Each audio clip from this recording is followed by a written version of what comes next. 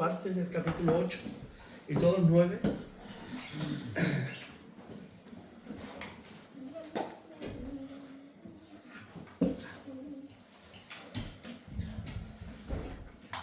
Así que si pueden abrir sus Biblias ahí en 2 Corintios, el capítulo 8, vamos a retomar del versículo 10 en adelante.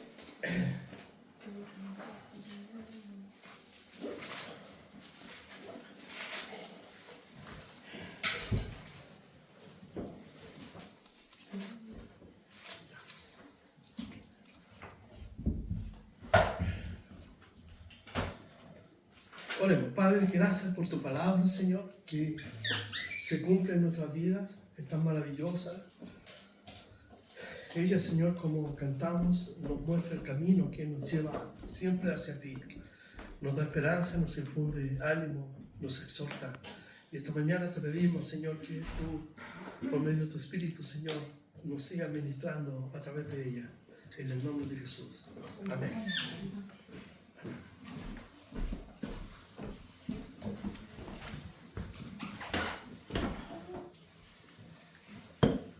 Bien.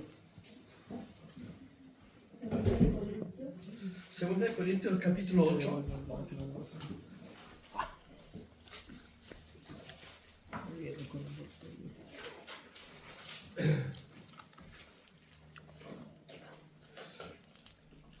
Pablo va a sensibilizar a la iglesia respecto de un tema que ha sido muy abusado en general a través del tiempo. Y prueba de ello es que él tiene que escribir para, en cierto modo, también defender su ministerio, porque la iglesia de Corinto estaba siendo, atacada por estos falsos maestros. Se instalaron allí, muchos aceptaron sus propuestas bíblicas, aceptaron la acusación que había contra Pablo, y vemos que Pablo, luego de la visita de Tito, se da cuenta que ellos habían tomado una actitud diferente. Y aunque aparentemente ellos tuvieron un golpe al corazón para que ellos pudieran arrepentirse de las cosas que estaban haciendo, aparentemente este arrepentimiento, como vamos a ver más adelante, no fue tan honesto y tan sincero como lo manifiesta Pablo. Y es un tema que es muy complejo, porque el verdadero arrepentimiento conlleva reparación, restitución, y aquí estaba la integridad del apóstol Pablo, de su pastor, quien fue el que los llevó a los pies de Jesucristo, les habló del Evangelio, trabajó con ellos durante 1 año y medio para que ellos aprendieran, a vivir conforme a los principios ahora de la palabra de Dios, luego que muchos de ellos provenían de un mundo pagano, pervertido, y tenían experiencias terribles de vidas pasadas, y ahora en Cristo son nuevas criaturas. Entonces hay un tema que Pablo va a tratar, y que fue una de las acusaciones que hacían los falsos maestros, que él quería solamente el dinero de la iglesia. Este es un tema controversial, como les mencioné, porque ha sido muy abusado, pero ya desde el principio, a pesar de que Pablo estaba siendo acusado, los que lo estaban haciendo realmente eran los falsos maestros, que estaban tomando el dinero, autoridad sobre la gente, control sobre sus vidas. Inclusive había hasta un abuso físico que estaba ocurriendo, como lo vamos a ver más adelante. Pero Pablo, en el capítulo 8, él dice a sí mismo: hermanos, os hacemos saber la gracia de Dios que se ha dado a las iglesias de Macedonia, que en grande prueba de tribulación, la abundancia de su gozo y su profunda pobreza abundaron en riquezas de su generosidad. Pues doy testimonio de que con agrado han dado conforme a sus fuerzas, y aún más allá de sus fuerzas. Esta era una iglesia sumamente pobre, las iglesias de Macedonia, y de verdad ellos dieron más allá de sus fuerzas, como Pablo lo está diciendo aquí. Dice: pues doy testimonio de que con agrado han dado conforme a sus fuerzas, y aún más allá de sus fuerzas, pidiéndonos con muchos ruegos que les concediésemos el privilegio de participar en este servicio para los santos. Eran los hermanos de Jerusalén, había una hambruna estaban los hermanos allí, cantidad de hermanos, eran ciertas iglesias que estaban creciendo exponencialmente, pero también había un tema de administración. Por lo tanto, había una urgencia de ir a ayudar, ¿cierto? Muchos quizás si miraran a Jerusalén se pararían bajo el lema de la crítica, ¿cierto? Mala administración, malos pastores, pero estos hermanos están basándose en otro principio que es sublime y superior, que es el amor cristiano. Ellos no están mirando, ¿cierto?, los errores de ellos están mirando la necesidad, y una necesidad grande a cubrir era precisamente llevarles dinero para que ellos puedan también alimentarse, alimentar sus familias y seguir con la obra de Dios. Entonces estos cristianos estaban pidiendo, los de Macedonia, estoy hablando Filipo, Berea, Neápolis y otros que no me recuerdo ahora, ¿cierto?, están ahí dándole a Pablo, ¿cierto?, pidiéndole la chance de seguir participando, a pesar de que eran pobres, o sea, tenían escasez, pero ellos se organizaron. Esto me hace acordar de los misioneros en la India. Siempre yo recuerdo cuando vino el buque Dulos aquí, muchos años atrás, que era un grupo misionero cristiano. Ellos hablaban, por ejemplo, que en la India, para sostener los pastores, la iglesia, cada uno una vez por semana toma un puñado de arroz y lo entrega como ofrenda a la iglesia. Entonces el pastor recibe alimentación y por medio de eso él ¿cierto?, suple su familia y nada le falta. Entonces podemos ver que la iglesia siempre se ha preocupado por suplir la necesidad de los santos, porque es un privilegio poder ayudar a nuestros hermanos que están pasando momentos difíciles, pero también para sostener la obra de Dios en la predicación del Evangelio. Entonces dice aquí el versículo 5, y no como lo esperábamos, sino que asimismo se dieron primeramente, porque ellos pidieron dar, y no como lo esperábamos, sino que asimismo se dieron primeramente al Señor y luego a nosotros por la voluntad de Dios. Y una de las cosas que podemos ver como principio fundamental en la vida de un cristiano es que él tiene que entregarse su vida primero al Señor, no a una denominación, no a una congregación. Él tiene que dar su vida a Dios, y una vez que él entrega su vida a Dios y comienza a experimentar la obra de Dios en su propia vida, entonces él también puede entregar lo que cierto Dios le da para él participar en esta generosidad, como lo menciona Pablo. Entonces se dieron primero al Señor y luego a nosotros. Hay un ejemplo maravilloso de un discípulo llamado Aristarco. No sé si han escuchado hablar de Aristarco.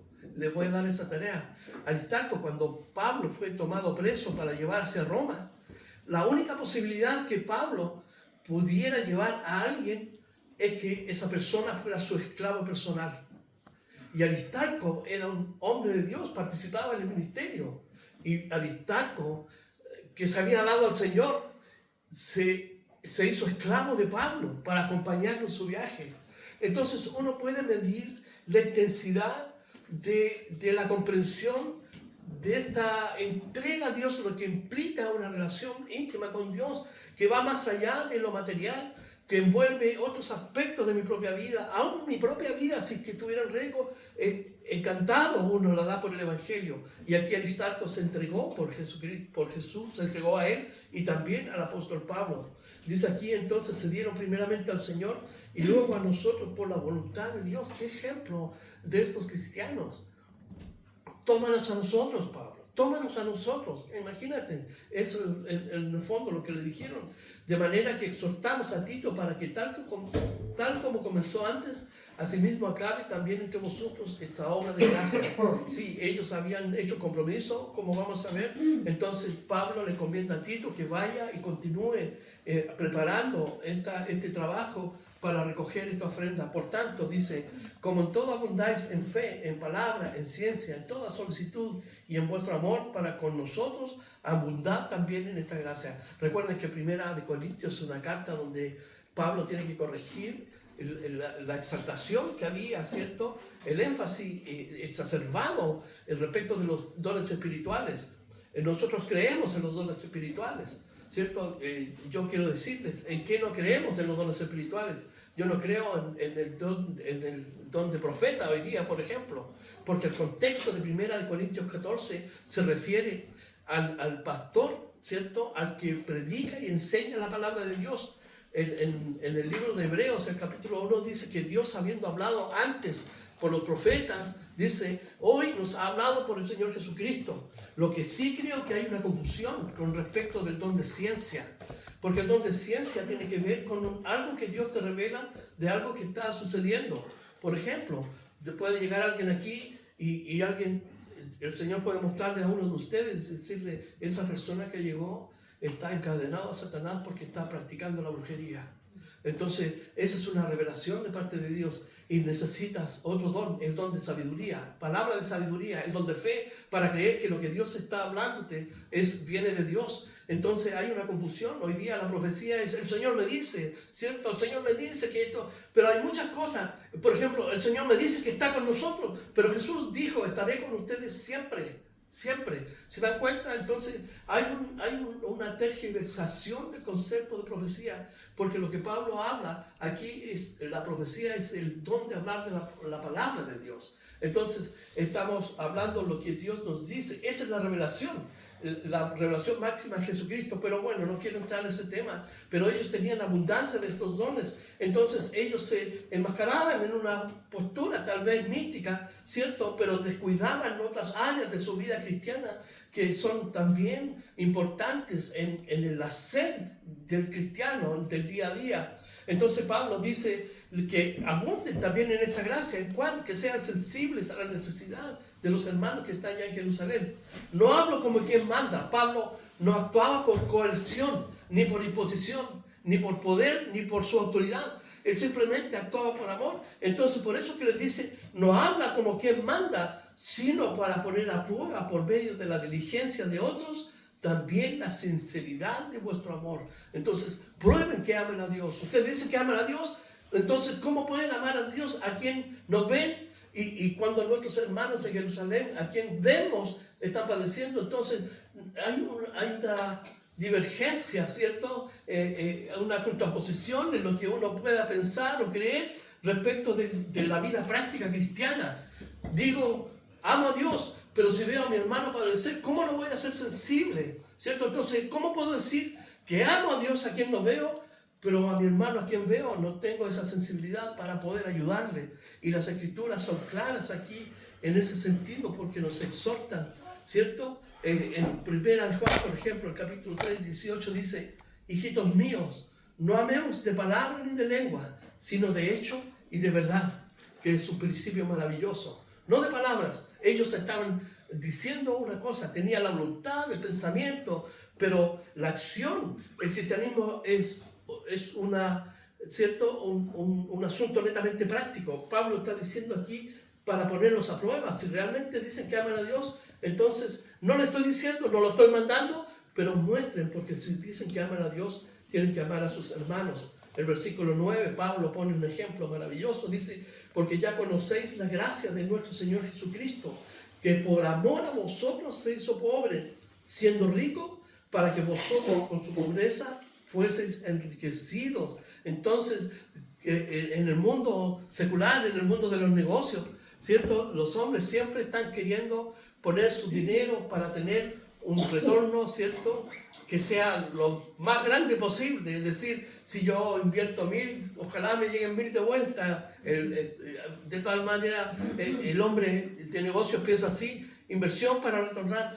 Pero nosotros tenemos asegurado un retorno de parte de Dios. Primero, no podemos ganarle a Dios en dar, porque Dios se dio a sí mismo a través de su Hijo Jesucristo. Él nos enriqueció porque estábamos esclavizados, éramos pobres, perdidos, ciegos, camino al infierno. Y Jesucristo, con su acto de amor, porque aquí dice, porque Dios, por amor a ustedes, por amor a nosotros, se hizo pobre. ¿Para qué? Para que nosotros fuéramos enriquecidos. Tenemos la salvación en Cristo Jesús, tenemos el perdón de nuestros pecados, pero también tenemos la seguridad de que si buscamos el reino de Dios y su justicia, todas las cosas que faltan serán añadidas. Dios nunca ha desamparado a un hijo suyo, a una hija suya.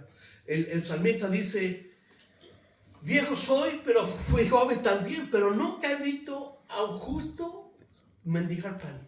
Nunca. ¿Por qué? Porque Dios es bueno, Dios nos ama, entonces ama. Entonces aquí Pablo está poniendo a Jesucristo como el ejemplo mayor de dar por un principio, ¿cierto? Del amor. No por coerción, sino por amor. Si no, seríamos menos robots, ¿cierto? Dios ordenándonos que nos acerquemos a Él para vivir conforme a sus reglas así.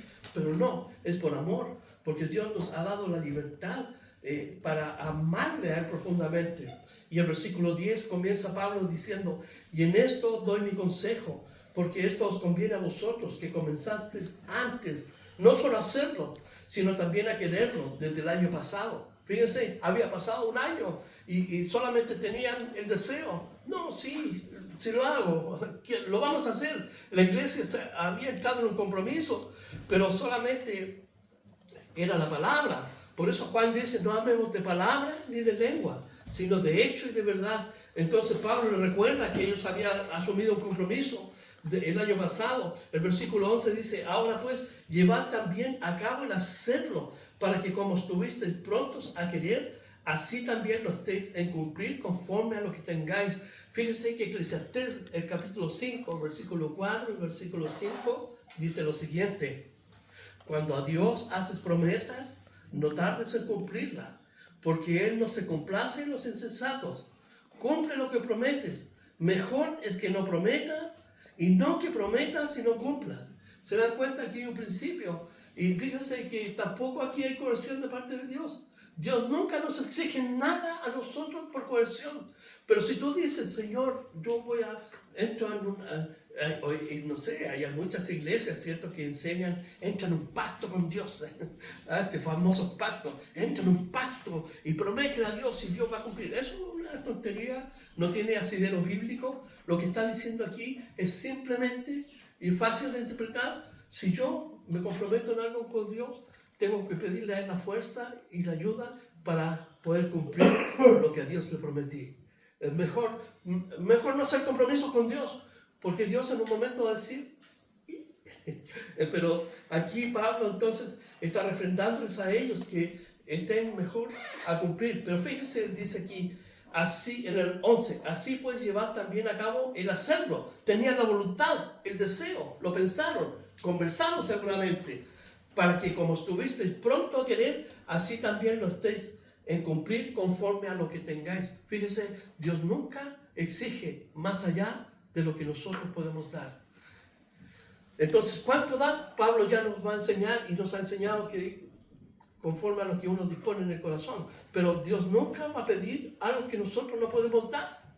Entonces Dios provee por medio de su gracia, de su amor, de su bondad, para que tengamos, y en virtud de eso, nosotros tenemos que retribuir a Dios en un acto de amor, porque estamos diciéndole que estamos dependiendo de Él. Es un acto de amor hacia Dios, pero precisamente damos a la obra de Dios, y ahí se termina. Yo, Señor, lo di para ti, gloria a tu nombre. Eso es por amor, porque te amo, porque me has sostenido, me has cuidado, me enfermé, me proviste para eso, Señor. Entonces Dios nunca nos va a abandonar. Así que Dios nos pide no conforme a lo que no tenemos. Y hoy en día uno puede ver estos círculos donde se enseña a la iglesia que tiene que dar así.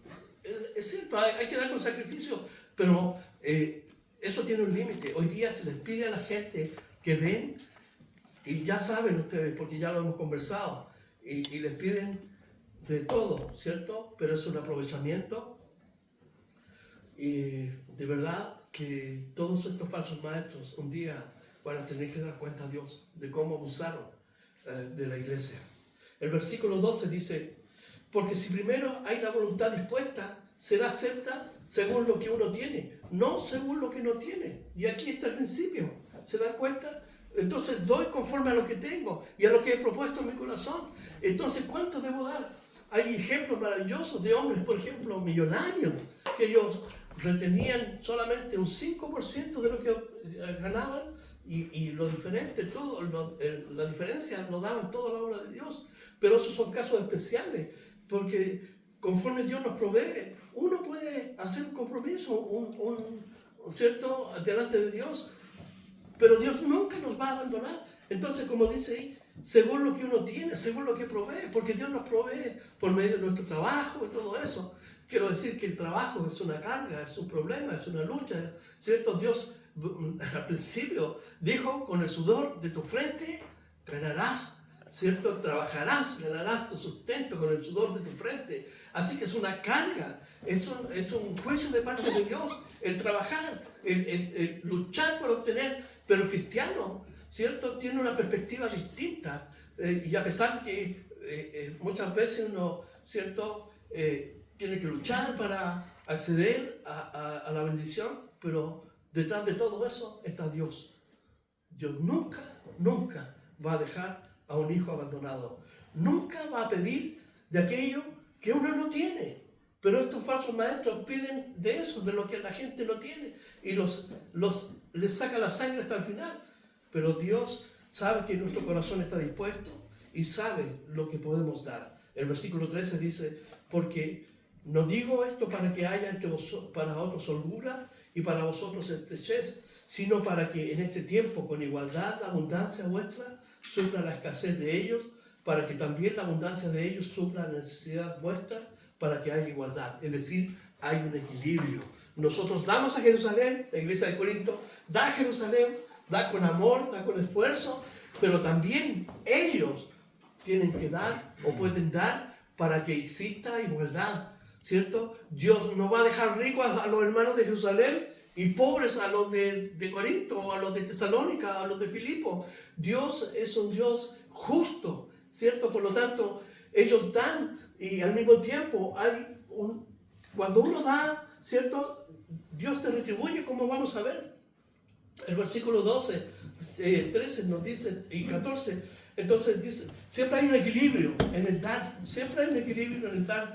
Nosotros damos y también recibimos, y ese es el equilibrio que Dios coloca, ¿cierto?, en cuanto a este ministerio, a esta gracia de dar. Versículo 15, dice, como está escrito, el que recogió mucho no tuvo más, y el que poco no tuvo menos. ¿Qué está diciendo Pablo aquí? Está tomando un ejemplo, si quieren lo buscamos en Éxodo 16, 18. Es un texto que está tomado del Antiguo Testamento.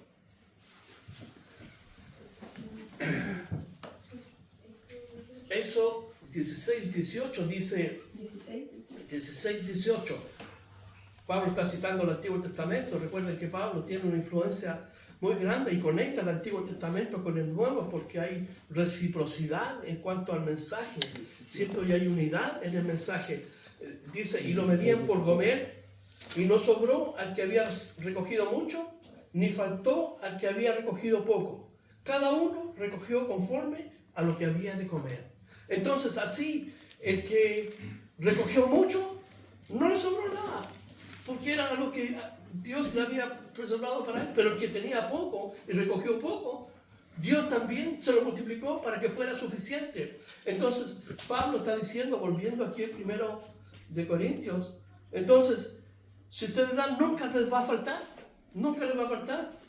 Y el ejemplo está en el Antiguo Testamento, que el que recogió más, ¿cierto?, no le sobró, y el que recogió poco, tampoco le faltó. Dios da justo en la medida para todos. Dios hace salir el sol de justicia sobre buenos y malos, sobre justos e injustos. Pero cuanto más sobre los justos, Dios nos dará todas las cosas que nos faltan. El versículo 16, pero gracias a Dios puso en el corazón de Tito la misma solicitud por nosotros, pues a la verdad recibió la exhortación. Es decir, Pablo le dijo, tienes que ir a Corinto, Tito, tienes que ir a Corinto. Pero estando también muy solícito por su propia voluntad, partió para ir a vosotros. Es decir, aunque Pablo le dijo, Tito, no te preocupes, le dije yo, tengo el corazón para ir a ver a los hermanos allá y trabajar en este proceso que ellos están desarrollando de mandar la ofrenda para los santos en Jerusalén. Así que, como Pablo lo señala a ellos, y enviamos juntamente con él al hermano cuya alabanza en el Evangelio se halla por todas las iglesias. ¿Quién es esta persona? Nadie sabe. Hay especulación de que es Lucas, de que es, pero ¿saben qué? Es un nombre anónimo. Pero sí, lo que podemos saber de él, que se escucha la alabanza de él, es decir, es un hombre íntegro, que cumple con las cualidades de un hombre recto, íntegro, cabal, un hombre honesto, sincero, en el quien se puede confiar. Entonces, la iglesia lo conoce, la iglesia alaba a Dios por él, y Pablo está trabajando con él. ¿Por qué? Porque acuérdense que la acusación contra él era que él quería meter las manos en el dinero, pero Pablo, para librarse, porque un ministerio debe estar libre de cierto ser intachable en el aspecto financiero, Pablo entonces dice, y enviamos justamente con él, es decir, con Tito, al hermano cuya alabanza del evangelio se oye por todas las iglesias. Y no solo esto, sino que también fue designado por las iglesias como compañero de nuestra peregrinación para llevar este donativo, que es administrado por nosotros para la gloria del Señor mismo. ¿Cuántos hombres pueden decir que administran el dinero de la iglesia para la gloria de Dios? ¿Cuántos pueden levantar su mano, que sus manos están limpias de no haber abusado y tomado dinero de la iglesia para su propia perdición? Entonces, Pablo tenía un equipo que trabajaba en esta parte. Y una de las cosas que gracias a Dios con Mónica podemos decir también, nosotros también tenemos las manos limpias y nos conocemos entre nosotros. Siempre la ofrenda ha sido en retribución a las cosas que nos han faltado. Gracias a Dios pude tener un buen trabajo, tenía un buen puesto a nivel regional, tenía una jefatura importante, fui coordinador regional de fiscalización de la superintendencia, tenía un puesto de jefatura importante a nivel, digamos, regional. Y eso me permitió y me permite aún que nosotros podamos disponer, ¿cierto?, de lo que Dios provee para bendecir a la iglesia, Así que en ese sentido, ¿cuántos hombres pueden decir para la gloria de Dios? Y uno puede ver hombres que piden $50 millones para comprarse un avión para ir a predicar el evangelio, cuando Jesucristo apenas entró en un burro a Jerusalén. Pero fíjense la paradoja y lo controversial de esto. Hombres que visten con trajes Armani, ¿cierto?, zapatos La Corona, súper carísimos, visten corbatas, pero con precios estratosféricos, perfumes carísimos, todo eso. Y muchos de ellos no tienen idea que algunas personas de su congregación que asisten están padeciendo hambre, no tienen ropa, han llegado caminando, pero ellos viven la opulencia. ¿Cuántos hombres, como mencioné, pueden levantar sus manos, como el apóstol Pablo dijo aquí, que era para la gloria de Dios? Sigamos aquí entonces, en el versículo 20, dice, evitando que nadie nos censure en cuanto a esta ofrenda abundante que administramos. Era mucho dinero. Recuerden que la iglesia de Corinto tenía gente de muy buena posición social, es decir, daban abundante dinero. Por lo tanto, Pablo se conforma un equipo. ¿Por qué? Porque dice el 20, evitando que nadie nos censure en cuanto a esta ofrenda abundante que administramos, procurando hacer las cosas honradamente, no solo delante del Señor, sino también delante de los hombres. Como el chiste ese que el cura que tomaba el dinero y lo tiraba para arriba, ¿se recuerdan? Lo que quedaba para arriba es para el Señor y lo que caía para él. Muchos pastores hacen así. Toman la ofrenda y dicen, esto es para ti. Se quedan con lo que cae. Pero todo es de Dios, todo es de Dios. Así que Pablo tenía esa virtud, y porque estaba siendo acusado. Los falsos maestros le decían a la iglesia, oye, Pablo se está robando el dinero, él quiere venir aquí solamente a quitarle su dinero. Eso es lo que estaban haciendo. Pero Pablo tenía un equipo, ¿cierto?, de hombres dignos para evitar justamente que su ministerio fuera censurado, bueno, aunque fue por los hombres, pero por Dios, porque él tenía una conciencia limpia, ¿cierto? Dice aquí entonces, enviamos también con ellos a nuestro hermano, dice, cuya diligencia hemos comprobado repetidas veces en muchas cosas, y ahora mucho más diligente por la mucha confianza que tiene en vosotros. En cuanto a Tito, es mi compañero y colaborador para con vosotros, y en cuanto a nuestros hermanos, son mensajeros de las iglesias y gloria de Cristo. Qué lindo que Pablo pudiera decir eso.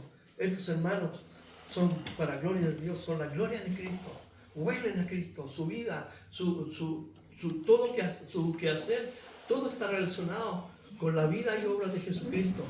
Entonces Pablo les pide aquí, mostrad pues pues para con ellos ante las iglesias la prueba de vuestro amor y de nuestro gloriarnos respecto de vosotros. Es decir, entonces sean diligentes en esta obra de dar.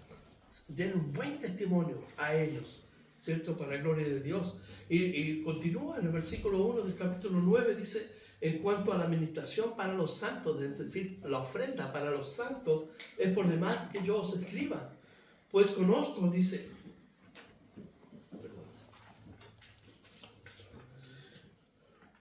pues conozco vuestra voluntad,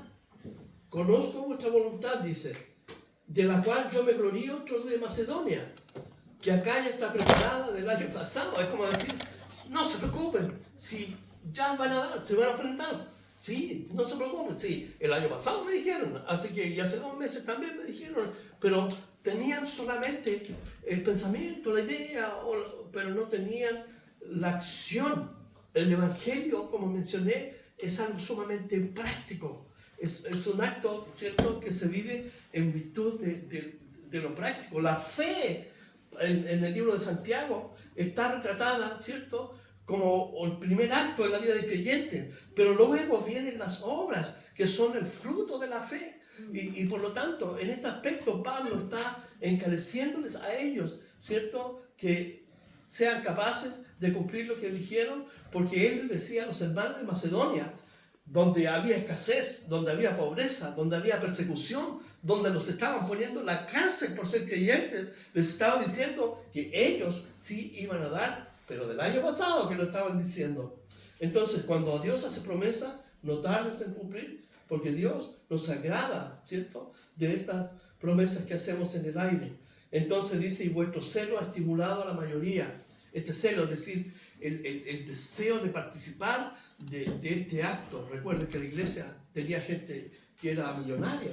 Dice aquí, pero he enviado a los hermanos, el versículo 3 dice, para que nuestro gloriarnos de vosotros no sea en vano en esta parte. Es decir, Pablo se aseguró, por un lado, ¿cierto? Pablo le dice a la iglesia de Macedonia, no se preocupen, ellos van a dar, pero por este lado le dice, Tito y todos los hermanos vayan a animarlos para que den. Entonces, no sea que si vinieron conmigo algunos macedonios, perdón, el 3, pero he enviado a los hermanos para que nuestro gloriarnos de vosotros no sea en vano en esta parte, para que, como lo he dicho, estéis preparados. No sea que se vinieran conmigo algunos macedonios y os hallaran desprevenidos. Es sutil Pablo. Me encanta cómo es Pablo como un pastor, porque él pudiera aprovecharse de su posición, pero él ya dijo, no le estoy dando una orden. Pero Pablo aquí es sutil porque él podía, ¿cierto?, decirle, al final no comprenden nunca, van a llegar los hermanos, nos van a pillar como, ¿qué término diríamos en Chile? Puras palabras y nada de hecho. Entonces, pero Pablo, bueno, ¿por qué? Porque Dios nunca va a ofendernos en el sentido de avergonzarnos. Esto es muy especial porque ¿cuántos hombres de Dios usan la tarima, el púlpito, ¿cierto?, para ofender a alguien, ¿cierto?, para destacar algo de alguien? Es una situación que se da muchas veces y eso lo encuentro la peor cobardía, porque todas las cosas tienen un orden para ser, ¿cierto?, moderadas, arregladas, consolidadas. Pablo, el Señor Jesucristo, nos dio un orden en Mateo 16 y 18, ¿cierto?, de hablar personalmente, después con testigos, pero hay gente que usa el micrófono para ofender gratuitamente y para colocar como si ellos fueran los super espirituales, ¿verdad?, que ellos que se mantienen casi en el éter, ¿cierto?, conectados con Jesús, a la vena, pero los demás son todos pecadores. No es así, somos todos pecadores, todos necesitamos de la gracia de Dios. No hay ningún justo, no hay uno, dice la Escritura. Y cuando veo esos super espirituales que caminan así, como que prácticamente flotan en el aire, ¿saben qué yo hago? Me arranco a esa gente, porque son los peores. Entonces, uno tiene que ser como Dios quiere que seamos, normales. No debemos, ¿cierto?, crear una imagen mística alrededor de nosotros, como si fuéramos los que oráramos toda la vida. Pero es verdad. ¿Por qué digo esto? Porque el apóstol Pablo aquí, él se presenta como él es y también es sutil, no ofende gratuitamente. Fíjense el 4 dice, no sea que se vienen conmigo algunos macedonios y os hallaren desprevenidos. O sea, aquí se pasó de generoso. Nos avergoncemos nosotros, por no decir vosotros, de nuestra confianza. ¿Ya? Y el versículo 5 dice, por tanto, tuve por necesario exhortar a los hermanos que fuesen primero a vosotros y preparasen primero vuestra generosidad antes prometida, para que esté lista como de generosidad, y no como de exigencia nuestra. ¿Se dan cuenta? Entonces dice, Tito, tú con los hermanos aquí, vayan y trabajen con los hermanos, enséñenles que este es un privilegio dar. Los falsos maestros, como mencioné, acusaron a Pablo de querer tomar el dinero. Ellos habían sido engañados en la iglesia. Por lo mismo, estaban a lo mejor reacios a dar, porque ya habían creído en ese mensaje que ellos habían entregado. Por eso Pablo dice que envió a estos hermanos. Dios bendice a la iglesia para bendecir a otros. Ese es un principio importante que debemos reconocer. El año pasado murió un hermano que es conocido como el hermano Andrés, o el hermano Andrés. Antes de que cayera el muro, en el año 89, en Alemania, que Alemania estaba dividida, Alemania del Este, ¿cierto? Y Alemania del Oeste, y las repúblicas socialistas eran un conjunto de países que hoy día están separados. Por eso Putin quiere reconquistar todo. Este hermano, en un pequeño escarabajo, ¿sabe qué hacía? Lo llenaba de Biblias, y pasaba de la Alemania, ¿cierto?, del oeste a la Alemania del este, llevando Biblias. Y de ahí se mandaba a la Unión Soviética. O sea, su amor por la palabra, por llevar la palabra de Dios, era a tal punto que él exponía su propia vida. Y fíjense, leí la biografía de este hermano, y cada vez que llegaba a un punto de control, usted sabe que en los países comunistas tener una Biblia era sancionado. Y él contó una historia que yo siempre le relato, que un día llegaron en la Unión Soviética, donde estaba él, los soldados, y le pusieron que ahora todos le dijeron, los que son verdaderamente cristianos o los que no son cristianos, salgan de aquí. Les damos la oportunidad. Y del grupo salieron, él dice que eran como 20, salieron como 8 y se fueron. Y él con los soldados los mandó a sacar. Sáquenlo del edificio, sáquenlo y vuelvan. Y listo. Y cuando volvieron, cerró la puerta, sacó el gorro y dijo, yo quiero estar con mis hermanos aquí. ¿Se dan cuenta? Porque era peligroso un soldado ser cristiano. Hay testimonios de soldados que lo dejaban toda la noche desnudos al aire libre, en pleno invierno, con toda la nieve. Entonces, este hermano Andrés partió para el Señor el año pasado. Estos hermanos de Corinto, los que mandó Pablo, Tito, y los otros hermanos que no sabemos quiénes eran hermanos que estaban comprometidos con la obra de Dios a un punto, digamos, altísimo. ¿Por qué? Porque ellos exponían, recuerden que había persecución, su propia vida para llevar. Y ahora van a la iglesia de Corinto para enseñarles a ellos que tenían, ¿cierto?, el privilegio de dar. La iglesia bendice a través de lo que recibe. El versículo 5, no sé si, sí, el 6, Pablo va a utilizar una metáfora aquí. Interesante que cuando uno lee la Biblia, siempre debe leerla en el sentido común, ordinario, de forma literal. Pero tenemos que recordar que la palabra de Dios tiene figuras de lenguaje. Utiliza la metáfora, utiliza la hipérbole, utiliza las parábolas, utiliza el lenguaje sapiencial o de sabiduría.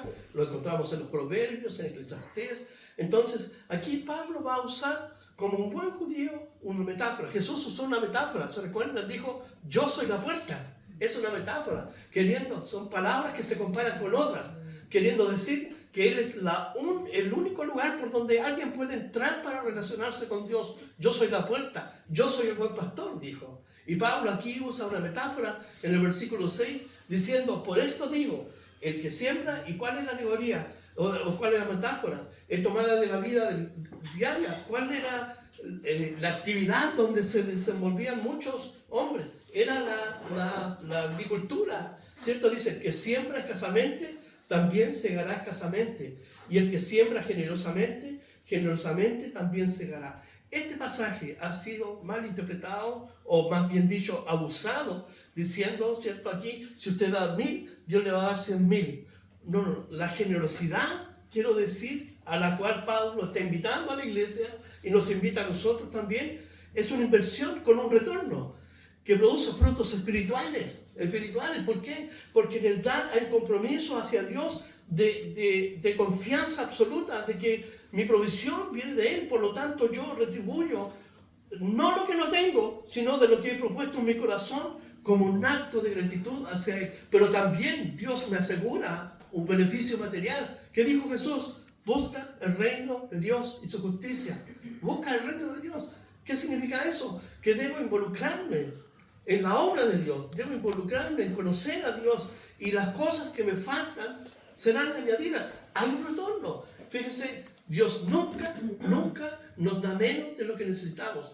Muchas veces nos da más de lo que necesitamos. Mucho más. Por lo tanto, aquí Pablo está tomando esta metáfora para que ellos puedan comprender este ejercicio al cual Pablo quiere llevarnos, que la generosidad es una inversión con retorno, que produce frutos espirituales y también materiales. Y aquí en el versículo 7 dice, cada uno dé como propuso en su corazón. ¿Cómo dar? ¿Cómo dar? ¿Alguien tiene que empujarme a eso? No. Yo delante de Dios propongo en mi corazón, no con tristeza, ni por necesidad, porque Dios ama al dador alegre. ¿Saben? Esta palabra en el idioma original, alegre, de ahí viene la palabra hilarante, que no para de reír. Uno dirá, bueno, es un chiste, para algunos no es un chiste, ¿no? Pero lo que está diciendo aquí, que de mi corazón debe estar gozoso, lleno de alegría de poder participar en esta, ¿cierto? En esta obra para los santos. Entonces, ¿cómo y por qué debemos dar? Primero, cada uno conforme a lo que propone en su corazón, no con tristeza ni por necesidad, porque Dios ama al dador alegre. Y poderoso es Dios para hacer que abunde en vosotros toda gracia, fíjense, a fin de que teniendo siempre todas las cosas, en todas las cosas todo lo suficiente, abundéis para toda buena obra. Pablo enseña que Dios no tan solo provee los recursos materiales necesarios, sino que también da la gracia para que sus hijos puedan participar de dar como parte del servicio a Dios. Dios nos provee, entonces yo también participo de la obra. Dios nos da para que nosotros demos. Nosotros no damos de lo que no tenemos. Nosotros damos de lo que Dios nos da. Y es un privilegio participar. Entonces, tenemos lo que tenemos. O sea, todo lo que tenemos no es nuestro. Es porque Dios nos da a nosotros eso. En el versículo 9 y 10 dice, como está escrito, repartió, dio a los pobres, su justicia permanece para siempre. El que da semilla al que siembra y pan al que come, proveerá, fíjense, esta es una promesa, y multiplicará vuestra sementera y aumentará los frutos de vuestra justicia. Hay varias cosas interesantes que podemos aprender aquí. Primero, tú y yo no tenemos la capacidad de crear una semilla. Por lo tanto, tenemos que mirar al Creador que provee y genera semilla. Entonces, como dice Pablo, y el que da semilla y el que siembra es Dios. Dios. Y el pan al que come, Él provee de todo. Y además dice, proveerá. ¿Y qué dice? Multiplicará vuestra sementera y aumentarán los frutos de vuestra justicia. Entonces, está diciendo exactamente lo que ha dicho en el versículo anterior, pero lo está haciendo de una retórica, digamos, más elocuente, en el sentido de que Dios es el creador, Dios tiene el poder, ¿cierto?, de generar y darte para que tú puedas dar. Cuando dice aumentarán los frutos de vuestra justicia, el concepto de justicia no es el estar justificado delante de Dios, porque ya Cristo nos justificó, sino el contexto de justicia está hablando de los frutos que puede producir una persona que está conectada con Dios, una persona que camina en integridad, una persona que ha hecho de su relación personal con Dios la vocación de su vida. Y cuando eso sucede, entonces yo camino en integridad, camino en justicia. Y esas son las cosas que la palabra de Dios nos enseña, ¿cierto? Como cristianos, donde debemos vivir. Pablo lo recuerda haciéndonos saber que, por ejemplo, tenemos que dejar que el hombre interior se renueve cada día en Cristo, porque ese hombre camina en justicia de Dios, ese hombre camina conforme a la palabra de Dios, ese hombre camina en virtud de lo que está aprendiendo de Dios y de su propia relación, y entiende que si Dios me da, yo también entonces puedo participar de los actos por los cuales Dios me bendice a mí. Es lo que está diciendo aquí. Él va a aumentar y multiplicar los frutos de mi sementera. Dios va a proveer. Dios va a proveer más allá de lo que yo me imaginaba. ¿Para qué? Para exaltar la justicia, es decir, para que los frutos de nuestra vida. ¿Qué dice Joel y qué dice Romanos 1, 16, 17? El justo, por la fe, vivirá. El justo. ¿Quién es el justo? El justo, el que vive por fe, el que confía en Dios, el que le cree a Dios, el que lee la palabra, el que ora, el que se congrega, el que alaba a Dios, el que adora a Dios, el justo por la fe vivirá. Entonces, Pablo ya ha dicho, nosotros no andamos por vista, andamos por fe. Y porque andamos por fe, le creemos a Dios que Él va a suplir nuestra necesidad. Y cuando eso sucede, entonces, en el contexto de lo que estamos hablando aquí en la iglesia de Corinto, ellos entonces tienen que entender que el acto generoso de dar es porque viene de parte de Dios. Y cuando lo entiendo así, entonces doy con alegría, no con tristeza. Doy con alegría. Dice aquí, el versículo 11, para que estéis enriquecidos, 10 y 11. Y el que da semilla al que siembra, y para el que come, proveerá y multiplicará vuestra sementera y aumentará los frutos de vuestra justicia, para que estéis enriquecidos en todo, fíjese, en todo, para toda liberalidad, es decir, para toda ocasión y oportunidad en que tú tengas la oportunidad de bendecir a otros, el cual produce por medio de nosotros acción de gracias a Dios. Cuando tú haces así algo, cuando yo hago así, es una alabanza a Dios, es bendecir a Dios. Pues dice el versículo 13, por la experiencia de esta administración, es decir, el acto específico de dar y bendecir a los hermanos que están padeciendo, glorifican a Dios. ¿Quiénes? Los hermanos de Jerusalén. Glorifican a Dios por la obediencia que profesáis en el Evangelio de Cristo. Fíjense, por la obediencia. Primero, somos obedientes a Dios, como los de Macedonia. Primero, nos entregamos a Dios. Segundo, nos entregamos al Evangelio. Ellos se entregaron al equipo que lideraba Pablo para proseguir la obra de Dios. Y aquí Dios, ¿cierto?, nos llama, ¿cierto?, a esta profesión del Evangelio. Vivir el Evangelio. Yo no puedo autoengañarme. Yo tengo que sentarme y analizar qué clase de Evangelio estoy experimentando y viviendo en mi vida. Y en virtud de eso, entonces, yo prosigo, ¿cierto?, alimentando. Este análisis, ¿cierto?, este escudriñarme, tiene que ver con el deseo de que Dios transforme mi corazón más y más a la imagen de Cristo. Y además dice, glorifiquen a Dios por la obediencia que profesáis al Evangelio de Cristo y por la liberalidad de vuestra contribución para ellos. Es decir, ellos fueron súper generosos. ¿Por qué? Porque en esta iglesia había gente que tenía muy buena posición social. Mayoritariamente mujeres que provenían, ¿cierto?, de la alta sociedad de Corinto. Entonces ellos glorificaron a Dios. ¿Qué decían? Señor, te damos gracias por los hermanos de allá, de Corinto, por los hermanos de Macedonia, porque han sido generosos por vuestra contribución para ellos y para todos. Asimismo, en la oración de ellos por vosotros, a quienes aman a causa de la superabundante gracia de Dios en vosotros. No es la gracia en el sentido de el don no merecido, ¿cierto?, el regalo no merecido, sino la superabundante gracia en el sentido de la ofrenda, del dar. Entonces los amaban los hermanos de Jerusalén. Los hermanos allí, de donde comenzó el día de Pentecostés, ¿se acuerdan? Judea, Samaria, y comenzaron a predicar la palabra, y los sacerdotes comenzaron a llegar, y así las iglesias comenzaron a multiplicarse. Entonces, estos hermanos amaban los hermanos de Corinto, de Macedonia, porque ellos tuvieron la sensibilidad de esta gracia. El versículo 15 dice: gracias a Dios por su don inefable. ¿Cuál don? El don que actúa en nuestro corazón para que podamos comprender que todo lo que tenemos viene de Dios. Pero es interesante que Pablo menciona esto, pero podemos comparar este don inefable de Dios al dar a su propio Hijo Jesús por nosotros.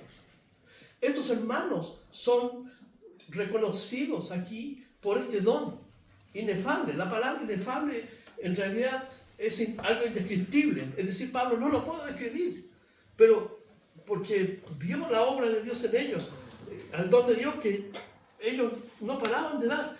Pero cuando lo comparamos con el gran don de Dios del dar a su Hijo Jesús, entonces nunca podemos ganarle a Dios en dar.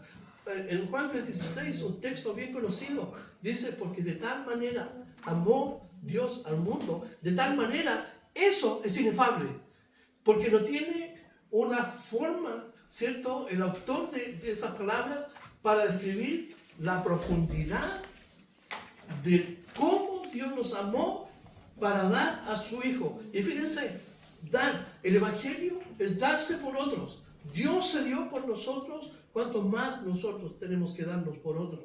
Por amor, Dios envió a su Hijo. De tal manera amó Dios al mundo para que tú y yo pudiéramos conocer la salvación, la gracia, la misericordia, la bondad de Dios. Y Dios, ¿cierto?, le dio un giro a nuestra vida. Jamás voy a poder comparar lo que yo doy en relación con lo que Dios me da cada día. Dios es bueno, Dios es maravilloso, Dios provee. Todos desayunamos esta mañana, todos tomamos cafecito, todos nos pudimos vestir, dormimos en una buena cama, y es por la gracia de Dios. Hay gente que está sufriendo y tenemos que orar para que Dios tenga compasión de ellos, y si podemos ayudar en un acto generoso, que no sepa tu derecha lo que hace la izquierda, tenemos que hacerlo, porque eso es lo que hizo Dios con nosotros. Estábamos perdidos, ciegos, y Él se dio a sí mismo por nosotros. Entonces Pablo culmina aquí estos dos capítulos para enseñarles a ellos la necesidad de cumplir lo que ellos habían prometido un año atrás. Es como a veces uno se compromete: sí, voy a hacer esto, te voy a ayudar, voy a ir. Y uno dice: oye, ¿cuándo voy a venir? No, sí voy a ir. Ellos habían demorado un año. Pero cuando lo hicieron, fueron generosos. Primero, porque tuvieron el ejemplo de los macedonios. Segundo, tuvieron a un hombre de Dios que los supo guiar y enseñar de cómo hacerlo. Con gratitud, no por coerción ni por extorsión, sino por amor, conforme a lo que tenían y conforme a lo que propusieron en su corazón. Entonces, el dar es un acto de generosidad. Y fíjense que muchos hoy día enseñan que el diezmo. Miren, nosotros como iglesia enseñamos que esto va más allá del diezmo. Cuando Abraham recuperó a su sobrino Lot, una vez que lo habían, ¿cierto?, raptado, él volvió a Jerusalén y a su encuentro salió el sacerdote Melquisedec. Y Abraham tomó de todo el botín y le dio el 10% de todo a él, como una ofrenda. Fue un acto voluntario, de corazón. Entonces, el dar no está limitado a un número. ¿Saben a qué está limitado? A mi postura, a lo que yo tengo en mi corazón. Y si yo propongo dar esto como la viuda que dio las dos blanquitas, Eso fue lo que se propuso, dar todo. Dios la bendijo y Jesús la reconoció. Ella dio más que todo, porque los otros dieron de lo que les sobraba, pero ella dio lo que no, de lo que tenía, dio todo. Entonces, Dios examina nuestro corazón y esta es una virtud, es una bendición que nosotros podemos dar. Quiero terminar con el texto de Proverbios 11, 24, 25. Dice, Proverbios 11, 24, 25, y con esto termino. Dice, hay quienes reparten y le es añadido, y hay quienes retienen más de lo que es justo, pero vienen a la pobreza. ¿Sabes de qué me acuerdo de esto? De Ananías y de Zafira. Hay quienes reparten y les es añadido, y hay quienes retienen más de lo que es justo. ¿Se recuerdan que Ananías vendieron la casa en tanto y se quedaron con un... ¿Pero para qué hicieron eso? ¿Sí? Pedro le dijo, podrían haberse quedado con todo el dinero. No es un tema. Fue la actitud del corazón que fue condenada. Vamos a orar. Padre, gracias en el nombre de Jesús por este día, por tu amor, Señor, por un tema que es tan controversial, que tú nos enseñas, que vale nuestro corazón delante de ti, que, Señor, debemos hacerlo con alegría, Señor, y te agradecemos porque, Señor, tu palabra es tan potente y tan profunda. Señor, aprendemos la lección de los hermanos de Corinto. Señor, aprendemos también de los hermanos de Macedonia que ya están contigo, que de su profunda pobreza ellos abundaron en riquezas. Y no tan solo eso, sino que aparte de entregarse a ti, se entregaron por completo al Evangelio. Señor, que nuestra vida cristiana, Señor, no sea un mero acto intelectual, Señor, sino que sea algo práctico del día a día, Señor. No una vida mística, Señor, encerrada en algo que nunca va a suceder, sino en algo real que sucede todos los días, encontrarme contigo, y que eso se refleje en mi vida en fruto, Señor. En el nombre de Jesús, bendice lo que queda de este día. Bendice a nuestros hermanos que están enfermos por Mayo, Señor. Bendícelos, Señor, que Él siga siendo restituido, Señor. Oramos por el esposo Guillermo Ámbar, Señor, que tú sigas restituyendo su salud. Por Luchito, por Ruth, Señor, que lo sigas bendiciendo. Oramos por Carlitos, que está aquí esta mañana, Señor. Que tú sigas obrando en su cuerpo, Señor, restaurándolo. En el nombre de Jesús, amén. Amén. Bien, quería compartir.